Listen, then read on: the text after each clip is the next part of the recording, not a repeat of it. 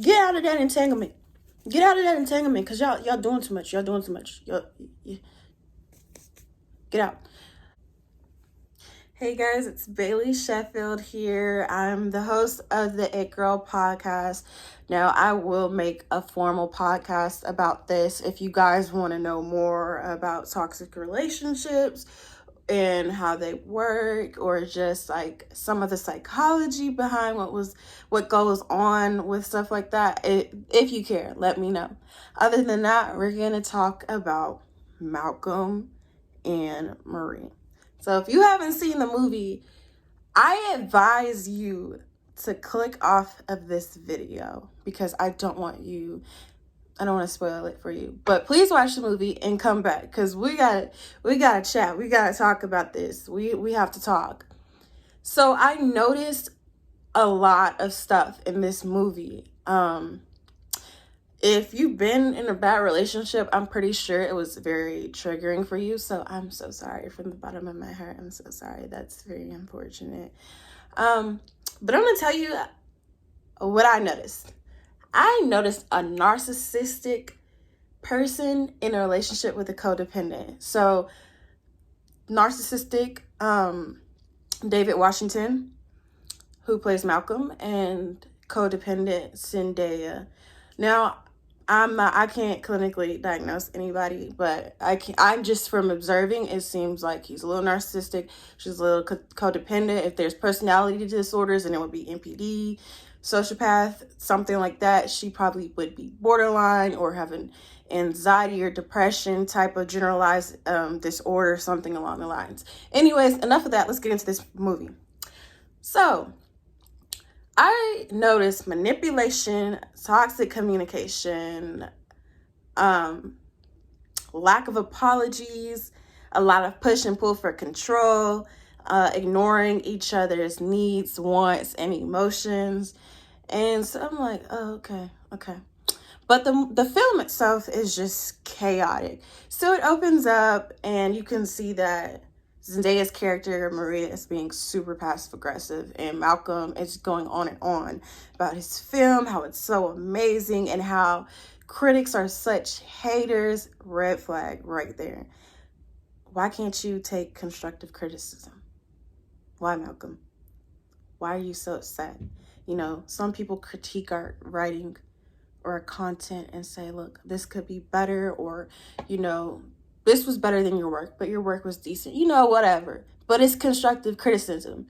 And then when you're in stuff like that, media, you know, you're going to have some haters. So, but he was just very extra about it, and that was not needed. It was like, sir, you're up here. You need to come down here.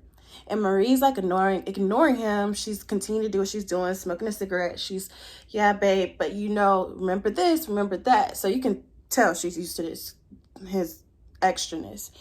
And so, but she's being super passive aggressive. So she starts making him mac and cheese. He's trying to initiate sex, and she's still being super passive aggressive. And Malcolm can't get a freaking clue. So eventually they start arguing, and he's like, you're mad. She's like, I'm not mad. And then finally she's like, I'm mad because the movie is about me and you didn't acknowledge me. You didn't even say thank you. Big red flag. He didn't even say thank you. Instead of him saying a thank you, he tells her, you know I love you, right? Why can't you apologize? Why can't you apologize? Then she goes into the bedroom, going to do her business. He's eating the macaroni and cheese, and he's saying, oh, you know, you're crazy, Marie. You know that, right? Something's wrong with you. You're a psychopath. I don't know why I'm with you. I'm just sitting here like, Malcolm is choosing literal violence. And for what? And so then Zendaya comes back, Marie, and she chooses violence. And then all we have is a scenario, a whole big ball of chaos. And I'm like, is this necessary? No, it's not. It was just so extra. I mean, I love the movie, but I don't think I could sit there and watch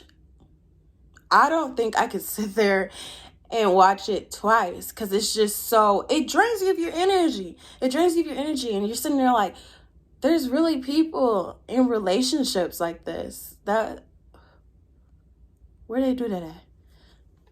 So let's talk about the bathroom scene. So I know everybody was going crazy over the bathroom scene. They're like, oh my goodness, like I cannot believe Malcolm said that to her. He's literally in the bathroom telling Marie about all his sexual conquest, about how she's just nothing. She's just this person that was super sick, addicted to drugs. It's like, you're 20 years old, shooting yourself up in the bathroom. Okay, guys, this is manipulation. So, like, everybody's like shocked to see the scene. I was not shocked to see the scene at all. That is what a lot of clinical people, psychologists, therapists, whatever, people studying psychology do.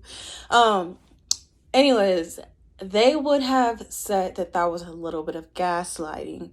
So, so he was gaslighting her a little bit, devaluing her a little bit in that scene, all to keep her stuck.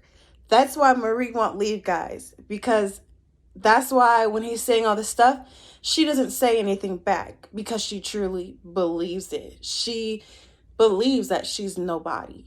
Yet his co-stars and the people, the directors, and the people that choose films are saying she looks like a model. But she doesn't see that because she doesn't value herself. So when he tells her she's nothing, she truly believes it. So he's telling her, I'm the best you can do. Look at me. I'm above you. You're way lower than me. And I'm giving you a chance. So in her mind, she's like, that's true. This is where I need to be. This is where I'm going to stay. So next time you watch that scene, really pay attention. Right then and there, I was like, he's very, very narcissistic and she's very, very codependent because she depends on his validation, his praises, and him telling her, okay, you're good, Marie, you're good at what you do. If you notice, she keeps asking him throughout the movie, why didn't you pick me to be the star? Why didn't you pick me? Look at me. I can act too. She wants that validation. So you can tell that he gives her that validation. He makes her feel good about herself. And then he tears her down to keep her in the toxic cycle. That way she never leaves. This is called trauma bonding. So, but in the same sense that she's trauma bonded to him, he's trauma bonded to her, which is why at the end of the movie, he's waking up, Marie, looking for her, you know? A person who does that kind of stuff, who manipulates people, who are very mean, who talk down on their partners, that are very, very abusive, they want control. It's all about control and power. That's why they do the crap that they do. So next time you're in a relationship and somebody's doing all that, just tell them, hey, stop. You're being manipulative, you're gaslighting me, and I don't appreciate that.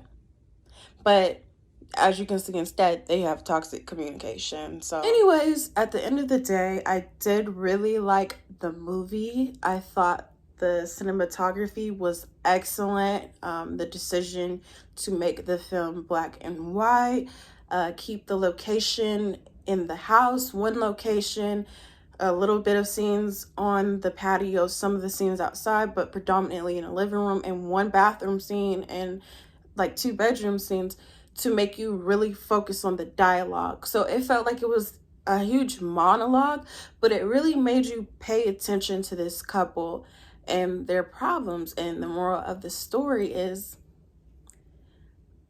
really? Come on, Apple. The moral of this story is, don't take your partner for granted. Just listen to them. And if you gotta argue that dang much, get out of that entanglement. Get out of that entanglement, because y'all doing too much. Y'all doing too much. Get out. But I hope you really enjoyed. If you're watching this on YouTube, like and subscribe. And tell your girl what you did and didn't like. And tell me what you want to see more of and talk about. I do want people to come on the show. Bye.